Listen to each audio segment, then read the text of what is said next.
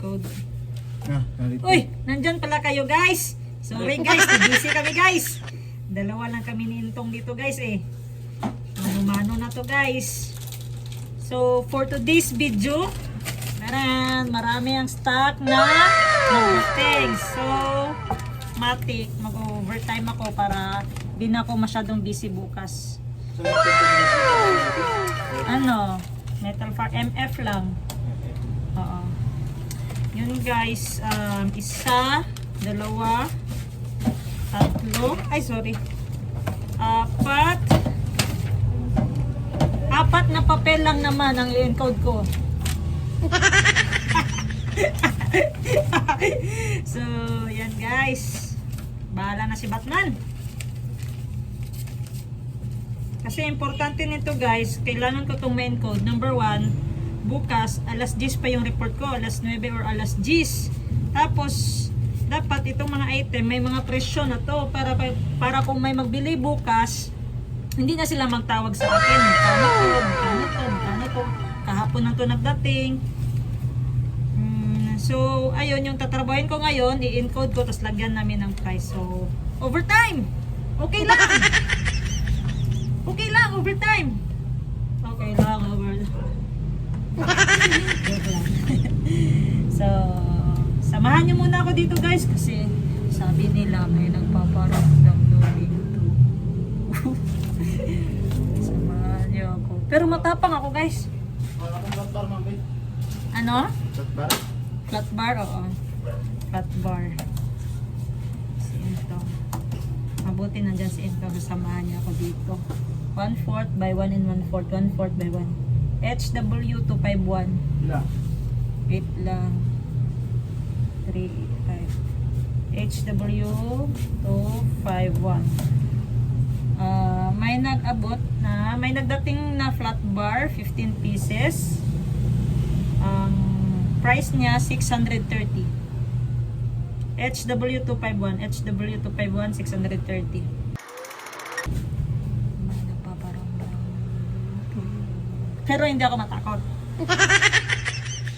Matakot ka na sa buhay, wag lang sa patay. Mga best friend ko man yan sila. Sabi nila may nagaiyak dito. Sabi nila yung CR daw, bigla lang dumagay no.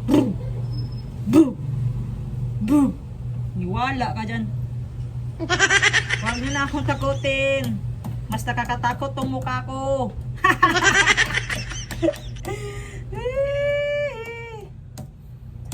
Niloloko ko naman yung sarili ko guys.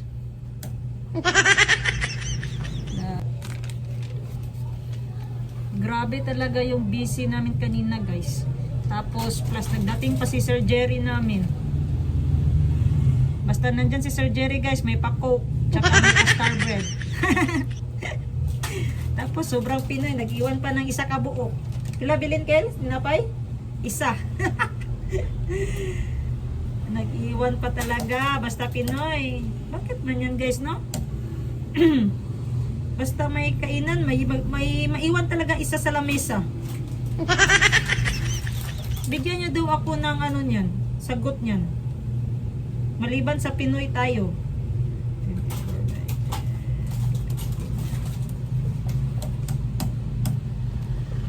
Ay nako guys, di pa ako nakakalahati sa trabaho ko.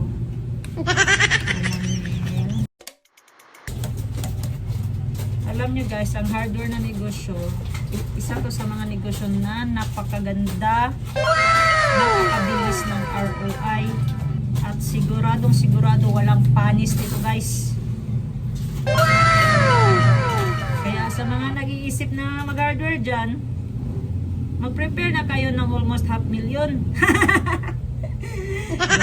Okay na yung pakunti-kunti. At least yung display mo, may yung mga bestseller lang. Mostly ang basta hardware, ang hanapin nila yung semento, hollow block, buhangin. Yan talaga yung number 1. Bakal.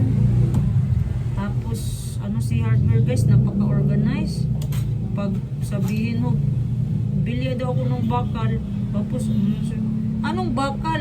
Ang dami palang bakal, hindi pala yung basta-basta. Sabihin natin na, bili ako ng bakal, yung deform bar. Ah, okay, deform bar. Anong sukat? Ha? May sukat. Wala kang ligtas, guys. So, doon tayo sa may sukat. So, magsabi siya, may sukat yung deform bar eh. 8mm, 10mm, 12mm, 16mm. Ganyan, ganyan. Sabi na yung customer na 8mm. So, ibigay mo yung 8mm, guys. Para lang yan siyang parang stick ng ballpen. Ganito lang yung kakapal niya. Galit ng customer. Kasi di naman alam din ang sukat na bilhin niya. Maliit man yan. Oh. So, ikaw na as a cashier ng hardware or assistant ng hardware, sabihin mo, mas maganda dyan, sir. Mag-standard ka na lang, sir. Pwede ka sa 9mm, sir. Pero, guys, wala magalit siya. Basta mag-upir ka. Because customers is always right. Pero hindi sa na paraan, guys, kahit customer sila. Lagyan din natin sila ng limit. Yun, offeran mo ng 9mm, 10mm. Kung okay sila, goods yun. Dagan talagang guys, dagan talagang klase ang guys, ang hardware. Yun sa bakal pa yun. Sa deform bar pala yun, deform bar. Then, halimbawa, di na ako naka-incode, guys. Nag-chismis na ako sa inyo. Then, halimbawa, guys, mabilhan tayo ng tubular. Customer tubular. Yung pang-trusses sa mga bubong. May customer kasi, guys, na magbili lang pero walang listahan, walang dala. Sabi lang, tubular. Marami ng sukat ang tubular, ma'am. Oy, may square tube. Square tube, matic, pa-square yan siya, ma'am. Tapos, rectangle, automatic, pa-rectangle din yung forma niya. Okay. Ganyan pala yan. Sino pala panday mo, ma'am? Parang ako din mainis sa panday na nag-auto sa kanila ba? Kaya gani, sige, tawag daw muna sila. Yun yung mga tubular, guys. Iba't ibang klase ng tubular yan. Saan tayo mag-start? Sa 3/4 by 3/4. Imaginein mo yung 3/4, maliit lang yan.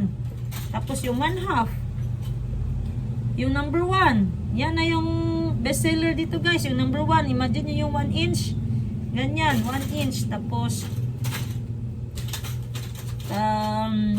makapal. May makapal pa talaga yan, guys. 1.5, 1.2. Grabe ka hardware. Tapos, bili din sila ng 2x2. May 2x3. May 4x4. Grabe ang hardware, guys. Sa sobrang tagal ko na nagtrabaho ng hardware, guys. Halos ma-memorize ko na yan. Kahit matamatahin ko yung mga sukat niyan, guys. Malayo pa lang. Alam ko, guys, kung ano ang sukat niyan, guys. So, dito naman sa hardware, guys. Halimbawa, itong mga na-encode ko, kung ano yung papasok, yun yung i-spot check ko. Bukas, nandito yung cashier ko, mag-spot check din kami kung yung stocks namin is may sobra, is yung stock namin is may kulang. Yun yung spot check na ginamin. Kung kulang, guys, automatic deduct yun sa mga sahod namin. Kung sobra naman, ibig sabihin nun, may sa rebate namin na sales, may over kami doon. Tapos minsan, guys, dito sa hardware, pag nandito ako, sabi ng mga labor, mag-deliver kami, boss. Pwede magdala ko ng isang kasama kayo para mabilis yung trabaho namin. Oo, sige, para makabalik kayo agad. Payagan ko yan, guys. So, ang matira dito sa tindahan, ako at saka yung cashier. Binilan pa naman ako ng 5 simento, guys. Binilan ako, guys. 5 simento. Grabe, gigawa ko, guys, sa simento. Parang baby, guys. Ganyan doon yung simento, 40 kilos. Parang nagkakaroon ng bigas. Nilagay ko sa karpak. Ay, yung damit ko, guys, puro puti-puti. Tapos na-feel ko yung mga labor, guys. Hindi pala basta-basta may labor, no? Mabigat din pala itong simento na to. Ay, nako. Aray ko!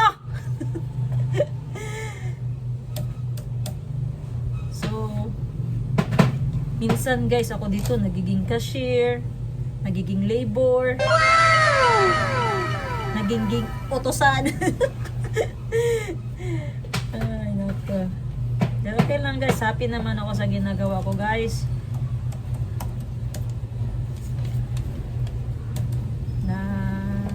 Nag-enjoy din ako dito. Kaysa magmukmuk ako sa kwarto ko, wala akong pera doon.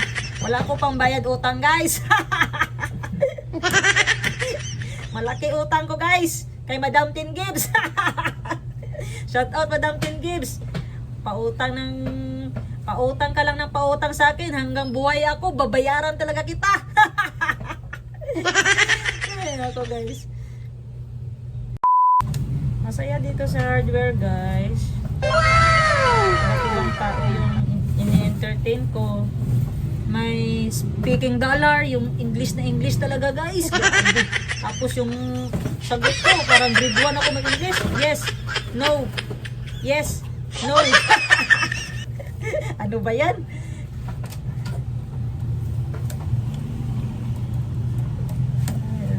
Time check. It's 5:50 in the afternoon guys. So, estimate ko mga 7 PM ako matatapos dito. Kasi, nagmarites pa ako sa inyo eh. Almost 5 years na ako sa hardware guys. Marami ng pagsubok dumating sa buhay ko. Nadaanan ko ng mabagsak. Nadaanan ko ng nasa taas ako. Pero guys, wag natin kalimutan bumangon. Bangon guys, habang buhay pa tayo. Laban kahit walang kalaban. Aray ko. Nakasandal na ako dito guys, kasi napagod na ako. Feeling ko may step nick na ako. Baka naman may libreng massage dyan. Yun guys. Yung nabagsak ako. Bagsak talaga. I asked my ate, Madam Tin Gibbs, kung pwede ba akong magtrabaho sa kanyang kumpanya ulit. Kasi dito na ako nag-start eh. Walang isang segundo guys, sabi niya, yes! Start! Now na! Grabe, Madam Tin Gibbs. Bilib ako dyan sa ate ko guys. Nakikita nyo lang yan guys, maldita yan. Pero deep inside guys, grabe. Walang kalalagyan yung kabaitan niya. Aww. Yun guys. Ate ko yan.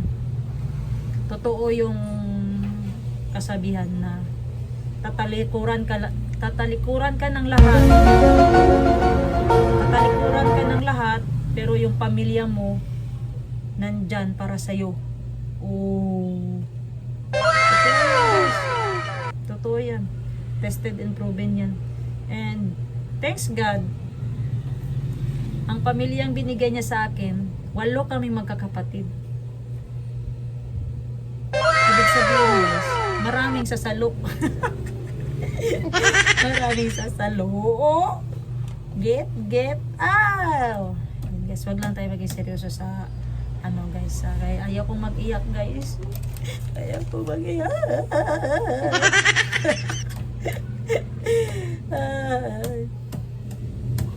Tapos guys, month of July nag-start na ako. July, August, September, almost 3 months na ako dito. Kaya pinabubutihan ko, pinasisikapan ko,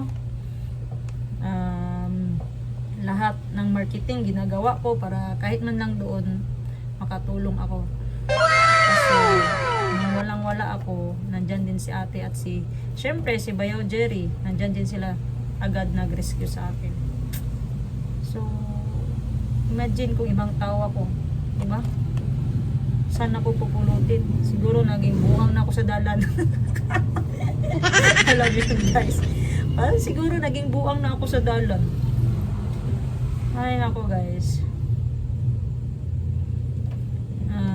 Saan na ba ako? Ano ba yan? Sige, manggod mo marites good.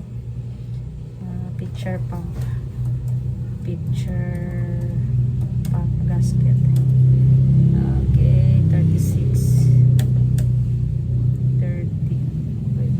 Alam nyo guys, dito sa hardware, matatawa ka. Kasi hardware siya, isipin mo hardware. Tapos, may time na may maghanap ng ng pabili ng bigas. Ano bigas? Bigas! Excuse me, hardware po to. Ang bigas po ba? Sari-sari store? Yun lang. Tapos may one time, may naganap ng asukal. Asukal daw. Guys, oh, minsan sabi ni Intong, magbili daw dito ng sigarilyo.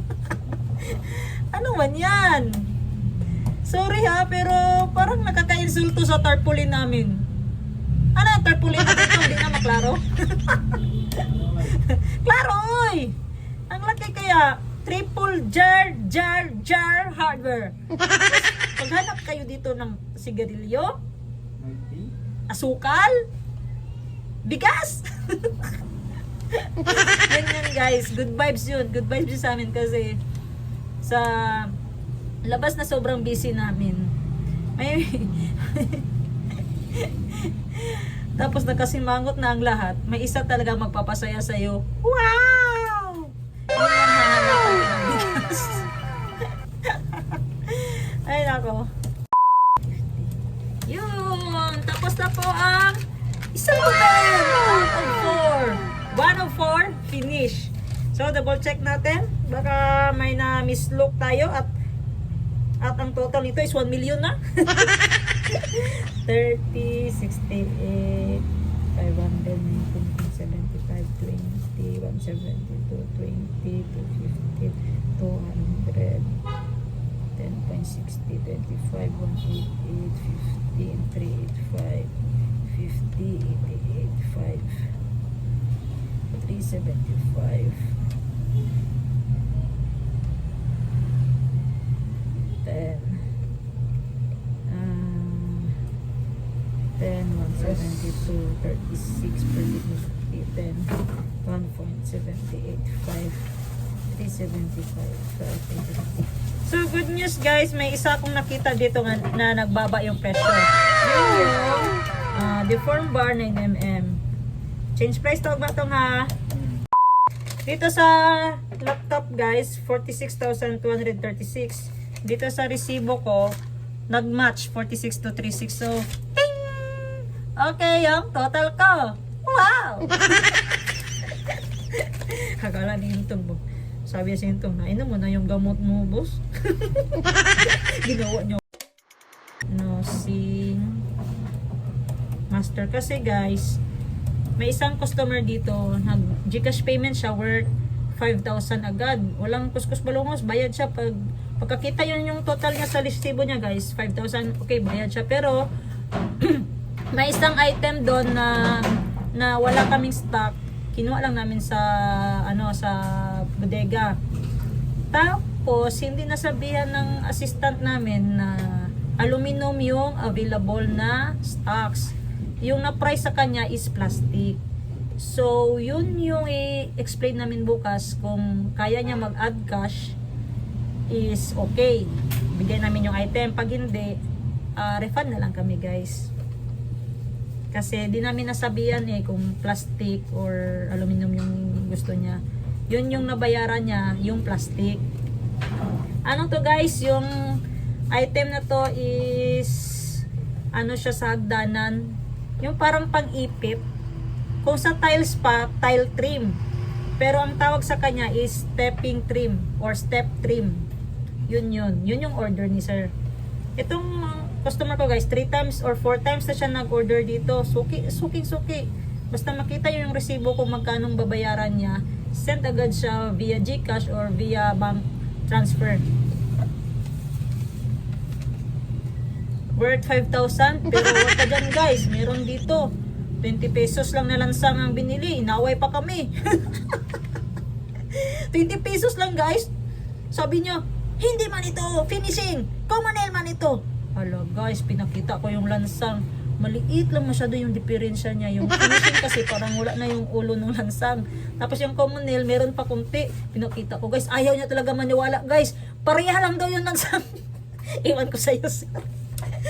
20 pesos yung order niya guys. Diba? Maka-compare ka.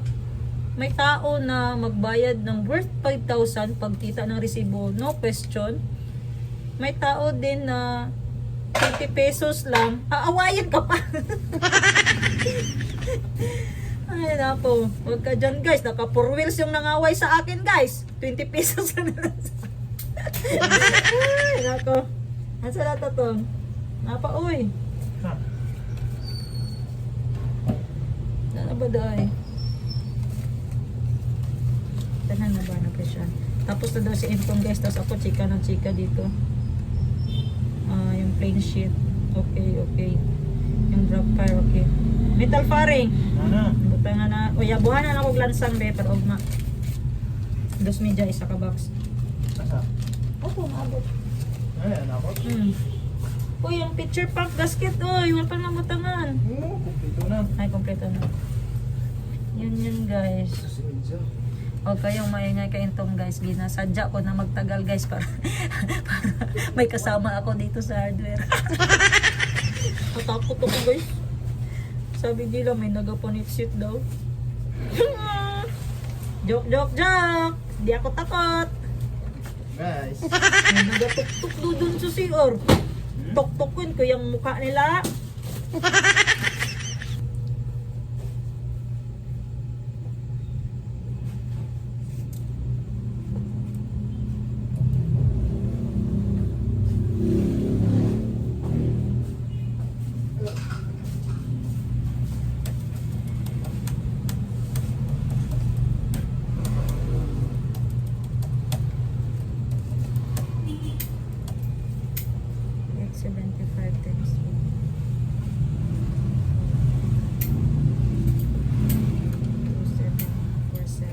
So ito na guys, yung second encode ko is in order namin sa bodega. 2 items lang naman. Yung total is 2,747 dito sa resibo. So dinouble check ko dito sa computer is 2,747 din. So okay. Note natin guys, encoded, tapos lagyan natin ng petsa, 929.25, tapos permahan natin, tapos lagay natin dito sa cellophane. Tapos guys, meron kaming GC sa store namin, isesend ko doon sa GC ng encoding GC para makita ng admin na may nagdating na item at patunay na na-encode ko siya sa system. Yun yung purpose nun. Wow! Tsaka ito.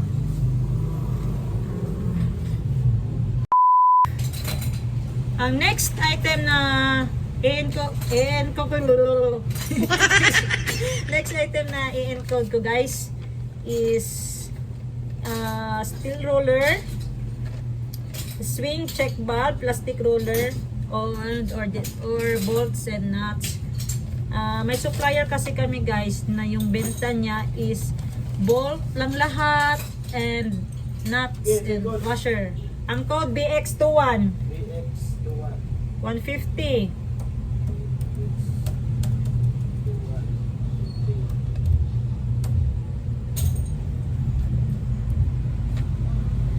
Sa isa to nga, yung steel roller guys, alam nyo ba? Saan ito ginagamit? Oh. Sorry.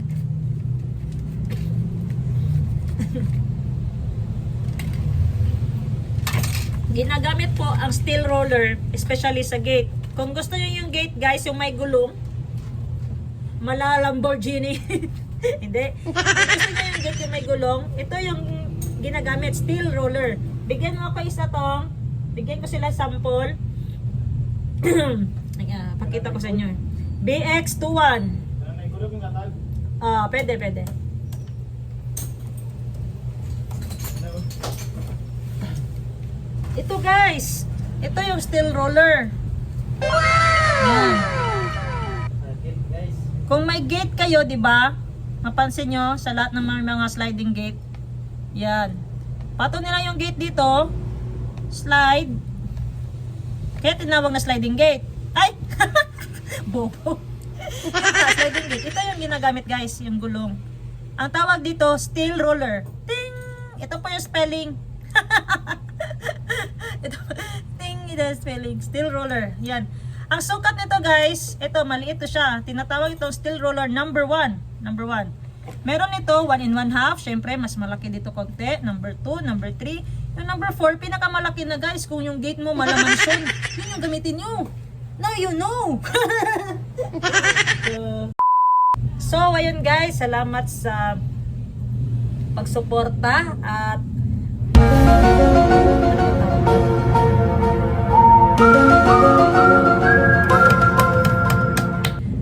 gusto ko magkape guys, parang wala ko sa sarili ko. Salamat at sinamahan niyo ako dito nang walang nagparamdam. Hey guys, salamat na pagkauntik guys. Di niyo ako iniwan sa ere. Kahit nag-vlog ako na hapon na, hindi pa rin. Salamat din sa lahat na nag-subscribe sa akin. Salamat sa mga nag-follow. Salamat sa mga natuwa sa vlog ko. Kasi nag-trending yung ano ko guys, yung Madam 10 Gives na din. Ginawa ko, gipadress ako. Masakit yun sa loob ko guys. Joke lang. Pero don't forget guys to like and subscribe to my YouTube channel, Wardell J.O. Vlogs. Bye-bye!